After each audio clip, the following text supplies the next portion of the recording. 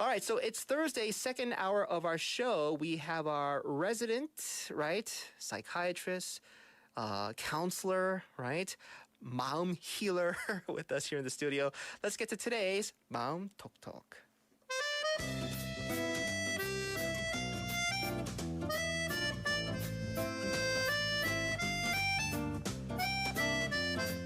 All right, it's time for 마음톡톡 with our in-house therapist 오정하 원장님. 원장님 안녕하십니까? 네, 안녕하세요. 네. This is 오정아 from Chicago Therapeutic Center, Chicago 심신치유센터. 원장님, how have you been? I've been pretty much good. Pretty good. How was your? I don't think I've asked you. How was your 추석? 추석, it was really quiet. Yeah, I met some of the relatives and.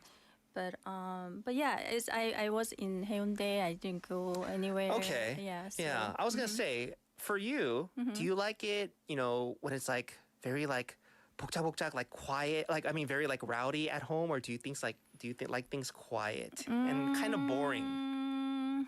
I like quiet. Yeah. You know, when it's like crowded and a lot of people at my house. And so then, I mean, it's the first time I really feel grateful to see them. But then, like, after 1 hour, 2 hours, and getting 하루도 아니고 tired. 1시간, 2시간. Yeah, getting tired to, you know, like prepare things. Sure. Or like clean up or kind of things. And Yeah. And also I think usually like Busan people, they talk really loud. I think. I'm Busan people, don't get Look me at wrong. me, But right? I'm but prime still, example.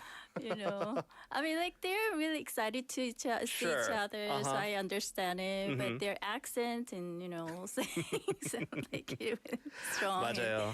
So- 원장님이 추석 끝나고 원장님 여기 와셔서 이제 좀 마음 털어놓는 것 같아요, right? 이번 추석. But it sounds like you had a good time overall, right, with your family. Well, thank you so much, 원장님, for sharing with us. So today's 마음톡톡, what do you have for us? So when it comes to the relationship with your partner, it's common to have arguments over even trivial things. However, if the same issue comes up again and again, it might be difficult to handle. So here's today's story.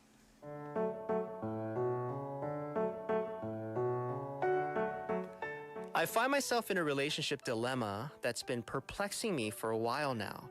I've been dating John for about a year. There's a recurring issue that's been causing tension between us. He often seeks constant reassurance from me, wanting to know that I love him. He may start unnecessary arguments or questions my commitment, even though I've reassured him repeatedly. It sometimes becomes overwhelming. How can we improve our relationship?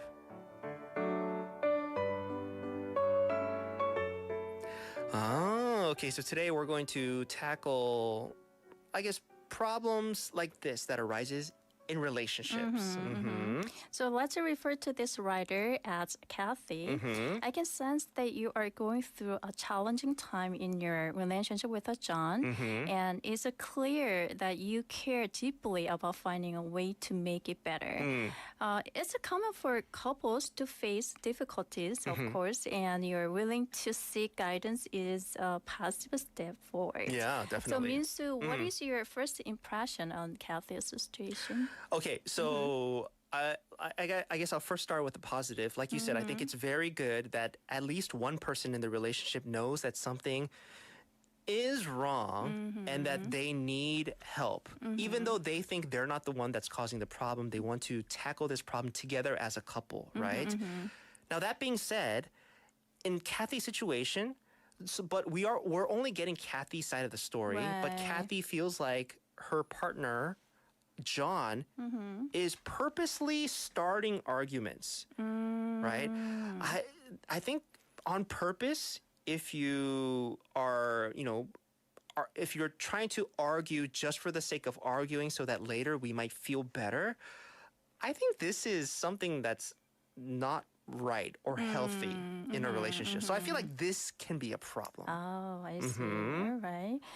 So some people like John have a way of feeling about relationships called anxious preoccupied attachment. Okay. 불안집착 애착유형이라고 하고요. 네. This happens when, as a kids, their caregivers sometimes act inconsistently. As grown-ups, people with this attachment style can't worry a lot about whether these partners truly like them and if they will stick around. It's like being scared of being left alone or not being loved enough. They might ask for lots of attention and reassurance because they are afraid that their partner might leave or stop loving them. Okay. So anxious, preoccupied attachment. And this is something that commonly comes up in people when they've experienced abandonment or just people kind of like leaving them, especially when they're young. Right. Oh, okay. I see. So that's what. What other attachment kind of types, styles might there be? There are three more attachment styles: avoidant attachment, disorganized attachment, and secure attachment. So the first, like avoidance attachment. 회피 애착유형 happens when they were kids. The primary caregiver wasn't very good at showing emotions or being warm and cuddly. As they grew up, they learned to comfort themselves when they needed because they didn't always get the comfort they wanted from others. So they might not be very comfortable with sharing their feelings or getting too close to others, even in a relationship. Okay, so that's the first one, avoidant attachment. That second one, disorganized attachment. What's that? Disorganized attachment, 비조직화 혹은 혼돈 애착 유형이라고 합니다. 네. This happens when they were kids. The primary caregiver sometimes act in really confusing or scary ways.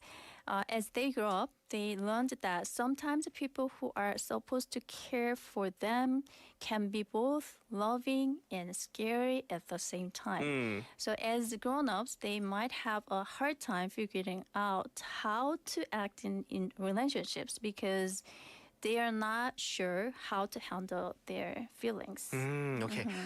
I feel like this is something that especially a lot of Koreans might experience when they were kids. Like my generation, I know 제 시대의 부모님들, right? Like my dad and just my friend's dad, they're still like very Korean in a sense that, you know, like Korean men have to be very like quiet, very conservative. They have to kind of, you know, be mean on the outside, but this is just to make, you know, give strength, right? To make their kids stronger. So I feel like this is something that a lot of maybe some of our listeners might have experienced to some degree.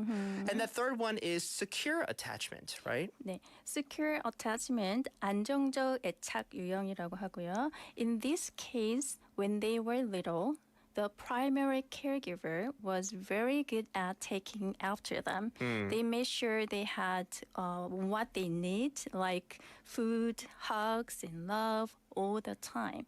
As they grew up, they learned that they could trust the people around them to be there when they needed them. So as grown-ups, they are not afraid to share their feelings. Also, they are great at listening and helping loved ones when they are going through a tough time. So, Minsu, have you experienced one of these attachment styles in your relationship? I don't know. I feel like when I was growing up, it might be the second one, disorganized attachment. From my parents, I felt love and support, but also kind of like they were scary when they needed to be. So when I was young, I saw kind of like my dad as this like person that, you know, always make sure I don't do any wrong, and I was kind of afraid to do wrong, right? Because, you know, I might get in trouble, right? My dad might 혼내 me. But growing up, I don't feel like I'm like my dad in a sense. I'm more of like a result of secure attachment. You mentioned as grown-ups, I'm not too afraid to share my feelings with especially not maybe like strangers or people that not. here just like coworkers or everything, but people like my family or especially my wife. I am pretty comfortable with sharing my feelings, and I think I'm a good listener, right? And then helping people going through hard times, showing sympathy or empathy. So I feel like I'm like in the middle between disorganized attachment and secure attachment. That's me. I see. 네. I think I was between avoidant attachment and disorganized attachment when I was younger. Yeah, I was pretty anxious about many things, but I think I practiced more calm, and I think even if I worried about things, if I cannot change it, certain things, or I couldn't see the point that why I need to worry about or anxious about it. So and then so it's now I feel more secure. Yeah, I feel like it's something, even though you grew up, like you mentioned, as one of, the attachment styles, avoidant, disorganized, or secure, even though when you were young, you might experience that. When you get older, I feel like you could kind of grow into another style of it's attachment. possible. So, but going back to Kathy's situation, I want to focus more on John. Is there any way that we could provide help to John in his situation? The first step is to understand how you feel in your relationship. It's important to try and understand why you feel the way you do. So maybe something happened in the past that makes you feel this way, or maybe you're not sure. So it's like putting together the pieces of the puzzle to see the whole picture of your emotions. So it can take time to figure it out, of course, but however, the more you understand your feelings, the more you can do to make your relationship better, for sure. Yeah, not only for John, I think, to maybe think about his past and how he grew up, to think about his situation. I think also for Kathy, I think Kathy should also maybe take some time to think about how she grew up and what kind of maybe attachment style that she is, and also if she knows John's history, like if she knows, what kind of parents John had growing up. I feel like that might also help Kathy understand why John is acting the way that he is acting right now, right? In any type of, emotional, any type of action or reaction that involves, a person's emotions, I feel like there's always some history that leads up to that point. 항상 대부분 갑작스럽게 이렇게 변하는 일은 많이 없잖아요, right? There's always something that builds up to it. So for both John and Kathy, that's something to figure out. Look in your past. Why do you think this way? What else? Another important step is improving your attachment style is taking care of yourself, spending time with your friends who makes you feel happy and safe in a great way to take care of yourself. So good friends are like a warm and cozy blanket for your heart. They listen to you, support you, and make you laugh. Being around the people who care about you can boost your confidence and make your relationships even better. So also one helpful thing you can do is meditation. Just a few minutes of meditation each day can make a big difference. So on August 31st, we talked about MBSR meditation in this studio. I think means you were in the America at the time. And so 그 부산 영어 방송 유튜브에 8월 31일에 방송했었던 거를 다시 시청을 하시면 거기에 마음 챙김 명상에 대한 설명을 제가 해놓은 게 있으니까 혹시 그거 참고 하실 분은 네, 다시 보시면 좋을 것 같습니다. 네, 네. meditation very important. But also you mentioned meeting friends and meeting people you could connect with. I think that's very helpful. Right. Whenever like my wife stresses out, because I'm not in the line of work that she is in. So no matter how much she vents to me, 그냥 그 하루의 힘든 일, 짜증나는 일 저한테 이렇게 sharing 하더라도요. 저는 이렇게 공감하고 받아줄 수 있는데 I will never like I can never understand because I don't know what it's like to be in her position to do that kind of work, right? So I do sense a little bit of frustration in her because, you know, of course she's going to share with me as I'm her husband, but she knows that okay, I'm sharing, but like he doesn't understand what exactly I'm going through because you know, I'm not there with her next to her while this is happening, right? Maybe if it's something to do with, I don't know, like family, you know, incidents or something, then we could, because we're directly involved in that. But when it comes to work, same with her. Like if I were to share with her stuff that makes me stressed here at the radio station or at university, she might kind of, you know, understand, but not really because, you know, she doesn't do that work. She's not in there with me doing that. So that's why I think it's so important. And I always tell my wife whenever and I'm very like supportive of her after work, hanging out with coworkers to vent, right? 같은 일 하는 동료들이나 직장의 동료들끼리 같이 만나서 이런 거에 대해서 좀 벤트하는 또 너무 중요한 것 같아요. Because they really understand, because they experience it together, right? Yeah. But you have to find the trusted coworker. Oh not yeah, like, not anybody. You know, anybody. Of course, yeah. So Yeah. somebody, like you said, because I feel like they have to be your friend also, not just a coworker, but a coworker okay. and a friend. So whenever she does that, she comes back and she feels lighter because she got things off her chest, especially to people that would 100% understand, right? Okay. I see. Any other suggestions that you might give? When you are working on improving your attachment style, it's really helpful to talk to someone who knows a lot about feelings and relationships, like a therapist. Since you are in a relationship, it would be a great idea to have sessions together. It's like a teamwork adventure where both of you get to understand each other better. So the therapist can help you both like openly about your feelings and learn how to make your relationship stronger. Okay. 원장님, I have I guess it's a personal question for you because it involves the work that you do. Sure.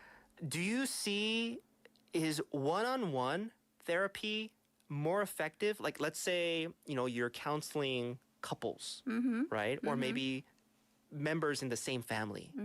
And let's say they have just problems with each other. Is it more effective talking with them one-on-one or as like a group to try to tackle the like problem or concern together? That's a whole another things to discuss. But because how I do is that I meet them, like for example, for couples, I meet them for the initial meeting, like together.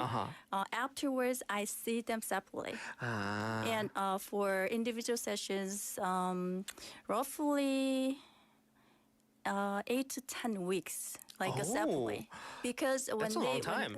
because when they came to my office, they are already frustrated a lot from their With each other, each right? other, and so they needed to really talk about it, and also I'm not only working on their current situation. I'm talking about how they grew up, Sure. in the past, what happened, and so that's all like a part of the individual sessions. And after, let's say after 8 or 10 sessions, 10 weeks later, Yeah. and then I think when they're ready to meet together to talk, then we can start, couples therapy. I don't do, couples therapy right away. There is a reason behind where there's, a lot of things to I talk see. about, and so. And also maybe another question to add to that. What do you usually, I don't know if this is now like this is, like advice that we have to like pay you separately for, like as a therapist, but what do you tell usually those couples after therapy? Like what do you recommend they do like at home?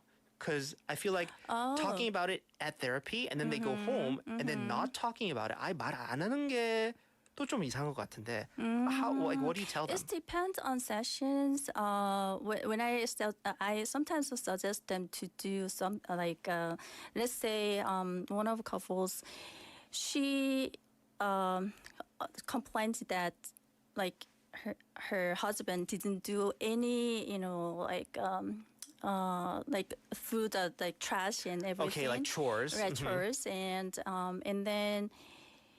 and then also husband was complained that his wife doesn't prepare food because they have been like that for a long time. Okay. Because they're like almost a breakup. I mean, the family, and so and then like, so this is really important to you, and this is really important to you, and so why don't you try? Before we meet next time, why don't you, put some effort that, So I think the suggestions are, each couples are different. Of course. But effort is needed.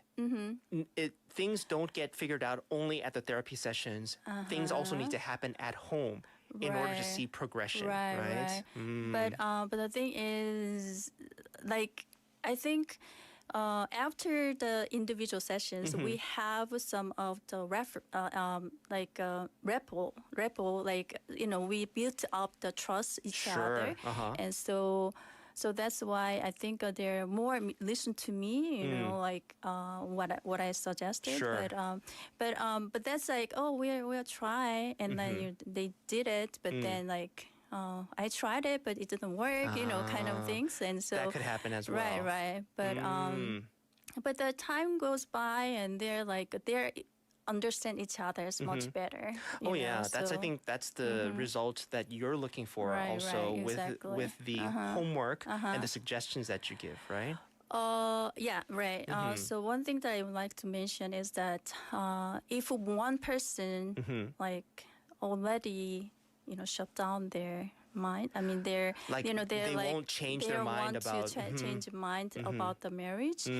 Then the process will be really difficult. Oh, yeah, and then I I already let them know that it will be really difficult. The process, But if you want to try, Sure. we can try. Oh, yeah. But it doesn't really last long usually. Like if they even though they hate each other, but they still like have some hope. Sure. Then There's a chance, right? But like I read like sometimes like Sure. singing that kind of situation. Well, thank you so much for kind of telling a little bit about what happens, with the work that you do. But going back to Kathy and John's situation, I feel like for the two of them, there's still hope. It sounds like Kathy really wants to work things out, and John probably does as well. So do you have any final advice for Kathy? When John looked for a partner, he might have been attracted to people who are a little unpredictable. It means you might give him lots of attention sometimes, but then you pull away or act distant at other times. Even though this behavior can be confusing, John likes it because it makes him feel needed and important when you come back and show affection again. Therefore, you should think about how your behavior affects him. Yeah. Yeah, so like I said, we're only hearing this on the side of Kathy, right? Right. But we're not really sure how how her actions might affect John. So if you feel like you're in a situation like this where your partner might be starting fights just to feel something, right? Maybe, of course, if you're 100% sure your partner is doing that, that might be something that, needs working out. But you also need to think about the actions that you are doing to maybe even lead to that situation, right? Interesting. So next week, we're gonna talk about the communication technique that I usually use it in the couples therapy session. Oh, okay. So yeah, so Nice. Looking forward to that. So today with 오정아 원장님, we talked about anxious preoccupied attachment. And we'll continue with you mentioned some like the consultation therapy exercises that you do. Right. During your sessions. Nice. Looking forward to that, 원장님. Okay. 감사합니다. Thank you so much as always. Thank you so much. We'll see you back here next week, okay? I will see you next week.